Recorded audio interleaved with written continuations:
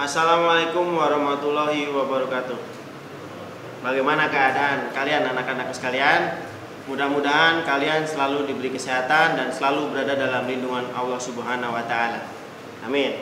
Oke, melanjutkan sesi yang kemarin kita masih belajar tentang kewirausahaan ya. Kita akan memasuki bab ketiga tentang dokumen administrasi umum. Oke. Sebelum belajar, marilah kita berdoa menurut agama dan keyakinan kita masing-masing. Berdoa mulai. Cukup. Oke. Kita mulai belajar bab 3 ya, tentang dokumen administrasi usaha. Nah, di sini ada beberapa hal yang akan Bapak jelaskan. Yang pertama tentang pengertian administrasi usaha. Ya. Di sini ada beberapa ahli yang menyampaikan arti dari administrasi ya. Yang pertama menurut Simon, administrasi adalah suatu kegiatan dari suatu kelompok orang yang mengadakan kerjasama untuk mencapai tujuan bersama. Ya, bisa dipahami ya. Untuk yang kedua, menurut George Terry, administrasi adalah perencanaan, pengendalian, dan pengorganisasian pekerja perkantoran. Nah, serta menggerakkan mereka untuk melaksanakan agar mencapai tujuan yang telah ditetapkan.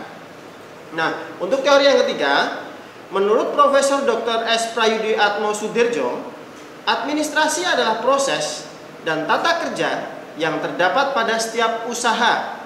Nah, apakah usaha kenegaraan ataupun swasta, usaha sipil, militer, dan dengan bentuk usaha yang besar ataupun kecil. Secara garis besar, administrasi adalah suatu proses yang umumnya terdapat pada usaha kelompok negara, swasta, sipil, atau militer, serta berbagai bentuk perkumpulan untuk mencapai tujuan bersama. Jelas ya? Nanti kalian bisa lihat di sebelah kiri kalian. Dan jangan lupa nanti Bapak juga akan membagikan modul ya, biar kalian bisa tambah pengetahuannya ya tentang kewirausahaan ya. Oke, yang kedua, ciri-ciri administrasi usaha. Dari pengertian administrasi tersebut dapat kita ketahui bahwa administrasi mempunyai ciri-ciri sebagai berikut. Nah, di sini ada 5 hal ya, ciri-ciri dari administrasi usaha. Yang pertama, adanya kerjasama dari sekelompok orang. Nah, dari beberapa ahli di atas menyebutkan memang ada kerjasama antar beberapa orang dalam sebuah kelompok ya. Yang kedua, adanya tujuan yang harus dicapai. Nah, yang ketiga, adanya proses kegiatan usaha. Yang keempat, adanya aspek bimbingan, kepemimpinan, dan pengawasan. Nah, dan yang kelima adalah fungsi administrasi yang bekerja di sebuah organisasi. Oke. Nah, di sini selanjutnya adalah fungsi administrasi usaha. Nah, di sini ada beberapa fungsi administrasi dalam organisasi. Nah, yang pertama adalah sebagai planning atau perencana. Di sini artinya planning adalah kegiatan perencana yang membutuhkan sebuah aktivitas administrasi, mulai dari pengumpulan data, pengolahan data, hingga penyusunan perencanaan. Oke ya.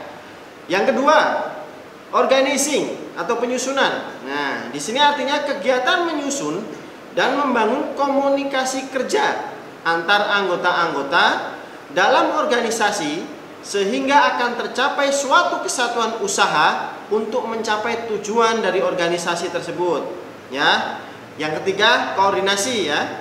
Koordinasi adalah sebagian dari fungsi manajemen, bentrok, kekosongan, aktivitas yang dilakukan dengan menghubungkan, menyatukan, dan menyesuaikan suatu pekerjaan sehingga terdapat kerjasama yang terencana. Nah, oke ya. Yang keempat adalah laporan atau reporting. Di sini artinya aktivitas penyampaian perkembangan atau hasil dari suatu kegiatan dengan membuat dan memberikan laporan dari tugas dan fungsi dari pejabat yang lebih tinggi, baik lisan ataupun dalam bentuk tulisan. Oke. Yang kelima, budgeting atau penyusunan anggaran. Nah, di sini artinya aktivitas perencanaan dan pengelolaan keuangan atau anggaran dalam sebuah organisasi yang dilakukan secara berkesinambungan atau terus-menerus ya. Selanjutnya adalah staffing atau penempatan. Di sini artinya kegiatan yang berhubungan dengan sumber daya manusia dan sumber daya lainnya dalam sebuah organisasi, mulai dari perekrutan tenaga kerja, pengembangan, perlengkapan di dalam organisasi tersebut. Oke, yang terakhir adalah directing, pengarahan atau bimbingan. Directing di sini artinya aktivitas berinteraksi dengan anggota organisasi dalam bentuk memberi bimbingan, saran, perintah-perintah agar tugas dijalankan dengan baik guna mencapai tujuan yang telah ditentukan. Oke, paham ya? Kalian baca lagi, silahkan diulangi, nanti di modul ada ya. Nah, untuk selanjutnya kita akan membahas mengenai tujuan administrasi usaha. Nah, tujuan wirausaha melakukan pencatatan atau pembukuan dokumen usaha dalam kegiatan usahanya diantaranya adalah untuk yang pertama, mengetahui posisi keuangan suatu usaha dalam satu periode. Jadi ada pembukuannya ya, kita tahu entah laba, entah rugi, yang pasti ada pembukuannya. Yang kedua, nah ini, mengetahui keuntungan dan kerugiannya dalam satu periode. Nah, yang ketiga, mengetahui maju atau mundurnya sebuah usaha yang dijalankan. Nah, yang keempat, mengetahui persediaan awal dan akhir dari produk yang dijual. Nah, di sini tujuan administrasi jelas ya. Secara garis besar kalian pasti punya pandangan kenapa administrasi dibutuhkan. Yaitu tadi, yang paling penting dari sebuah administrasi adalah kita bisa tahu kita untung atau rugi. Oke ya. Next. Nah, di sini ada alur administrasi usaha. Nah, bisa dilihat di gambar ya. Awalnya memang transaksi yang terjadi di perusahaan. Nah, transaksi entah itu jual beli, entah dalam bentuk apapun itu. Yang pertama adalah transaksi yang terjadi di perusahaan. Nah, kemudian kita memulai alur administrasi dengan pencatatan dan penggolongan. Nah, membuat dan menerima bukti transaksi, mencatat bukti pencatatan ke jurnal, dan memindahkan jurnal ke buku besar. Oke. Selanjutnya, setelah disaring, kita menyusun neraca sisa, membuat jurnal penyesuaian, dan membuat kertas kerja. Nah, di bagian akhir kita melakukan pelaporan. Di sini contohnya menyusun laporan keuangan, membuat jurnal penutup, dan menyusun neraca penutupan. Nah, dari sini kita nanti bisa melihat seberapa besar laba yang yang dihasilkan oleh perusahaan kita, seperti itu, ataupun malah mengalami kerugian. Nah, kita bisa lihat dari situ. Oke. Nah, kita beralih ke jenis-jenis dokumen yang kita pelajari ya. Jenis-jenis dokumen usaha. Nah, salah satu contohnya adalah kwitansi. Nah, yaitu kwitansi di sini sebagai bukti penerimaan uang untuk pembayaran sesuatu. Nah, sesuatunya mungkin bisa produk yang kita jual, oke? Yang kedua, cek. Surat perintah kepada bank dari orang yang menandatangani untuk membayarkan sejumlah uang yang tertulis dalam cek kepada pembawa atau orang yang namanya disebut di dalam cek. Nah, ini sebagai surat perintah aja istilahnya kalau dalam pembayaran ya. Ada contoh yang lainnya seperti bilet giro, faktur, nota kontan, nota kredit atau debit, dan bukti memo. Nah, di sebelah kiri kalian sudah ada, nanti kalian baca dan kalian pelajari lagi ya. Nah, di sini untuk selanjutnya adalah pencatatan dokumen usaha. Nah, di sini artinya pencatatan dokumen usaha adalah proses pembukuan yang merupakan suatu kegiatan yang paling penting, terutama dalam hal kegiatan usaha, di mana proses tersebut memperlihatkan suatu kondisi keuangan di dalam suatu perusahaan, apakah bertambah maju atau mundur. Nah, di situ paling penting, makanya tadi Bapak bilang, jika kalian melakukan pencatatan dokumen secara tidak langsung, kalian sudah bisa mengambil kesimpulan usaha kalian menjadi maju atau malah mundur. Dengan apa? Dengan melihat penghasilan, apakah terjadi laba atau malah rugi. Oke ya. Nah, di sini pembukuan merupakan bagian penting dari sebuah usaha. Jadi, seorang wirausaha harus mampu dan bisa mengelola pembukuan agar bisa memajukan usahanya. Oke ya. Nah, di sini ada berbagai macam pencatatan dokumen ya. Di sini ada pembukuan pembeli, pembukuan penjualan ya, pembukuan penerimaan, dan pembukuan pengeluaran. Sama gunanya sama untuk menghitung pengeluaran kita dan pemasukan kita, pendapatan kita. Oke ya. Nah, untuk yang selanjutnya, ini di bagian terakhir dari materi kali ini ya, kita mempelajari tentang bentuk-bentuk perizinan usaha. Kenapa kalian perlu belajar ini? Karena agar kalian mengerti, ketika nanti kalian mempunyai sebuah usaha, kalian paham akan hal ini, butuh apa saja, butuh kelengkapan seperti apa. Nah, kalian bisa mengurus atau apa ya, membuatnya dengan mudah. Nah, di sini ada beberapa contoh. Menurut Surat Keputusan Menteri Perdagangan nomor 1458 garis miring KP garis miring 8 tahun 1984, dalam rangka memperlancar dan mempermudah perizinan, pemilik usaha harus memiliki beberapa izin usaha ini. Ya, diantaranya izin prinsip. Ini persetujuan ini dikeluarkan oleh Pemda ya, tempat usaha kalian nanti akan berada. Yang kedua, penggunaan tanah yang berkaitan dengan pembebasan tanah. Nah, yang ketiga, izin mendirikan bangunan atau IMB ya. Bangunan yang didirikan harus sesuai dengan gambar yang direncanakan.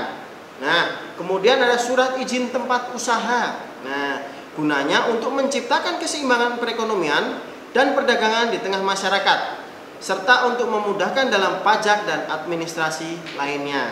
Jelas ya? Nah, yang kemudian ini mungkin sudah menjadi apa ya? Sudah biasa terdengar di telinga kalian ya. SIUP. Nah, mungkin taunya SIUP. SIUP apa sih ya? SIUP adalah surat izin usaha perdagangan. Dibuat bagi perusahaan atau golongan usaha menengah ke atas yang investasi keseluruhannya di luar tanah dan bangunan bernilai di atas 200 juta.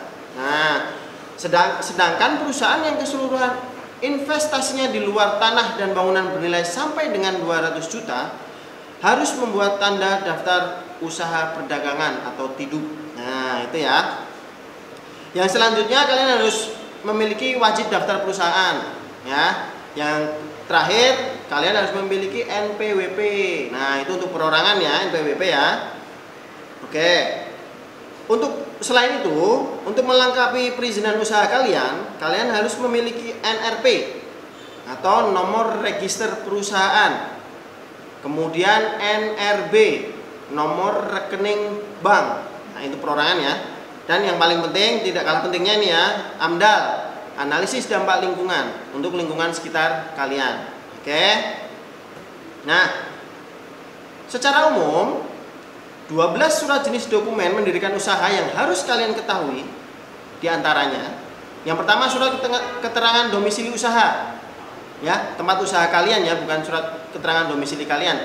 Surat keterangan domisili usaha, SKDU. Oke. Yang kedua, nomor pokok wajib pajak, sama ya tadi NPWP ya, perorangan ya, itu kalian urus sendiri ya. Terus yang ketiga, izin usaha dagang. Yang keempat, surat izin tempat usaha. Yang kelima, surat izin prinsip. Yang keenam, surat izin usaha industri. Yang ketujuh, surat izin usaha perdagangan. Ini SIUP tadi ya. Kemudian tanda daftar perusahaan. Kalau ini memang usaha kalian sudah berskala besar, kalian harus membuat ini. Tanda daftar industri. Nah, ini agar apa? Usaha yang kalian punya terdaftar ya. Ya, ini kalau udah usaha kalian berkembang menjadi besar, kalian harus mengurus pembuatan surat izin gangguan atau HO ya. Demi keamanan proses produksi kalian harus mengurus surat izin gangguan. Yang paling penting surat izin mendirikan bangunan. Ya, dan yang kalau berhubungan dengan industri makanan atau kosmetik biasanya harus memiliki izin dari BPOM. Oke ya? Cukup jelas? Nah, kalau kalian kurang jelas, nanti Bapak juga akan membagikan modul di jam belajar kalian. Jadi kalian bisa membaca. Masih banyak materi-materi yang tidak disebutkan di sini, tapi kalian bisa mempelajari nanti di modul. Ya. Jadi jangan sampai kalian ketinggalan akan tentang materi ini. Oke? Terima kasih atas atensinya. Tetap jaga kesehatan, tetap semangat belajar, dan tetap berbuat baik kapanpun dan dimanapun kalian berada. Oke, Bapak pamit. Wassalamualaikum warahmatullahi wabarakatuh.